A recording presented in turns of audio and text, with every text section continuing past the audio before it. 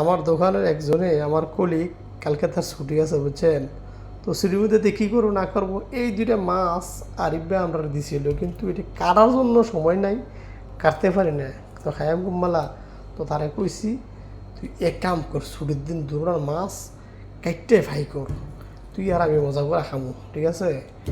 তো তারে কইছি প্রয়োজনে তুই এই মাছটা তুই একা খাইলে চাস্তা, আর এই যে বড়োটা আছে না, বড়োটা এইটা হবে কেজি 1.5-2 কেজি হয়ে যাবে সম্ভবত।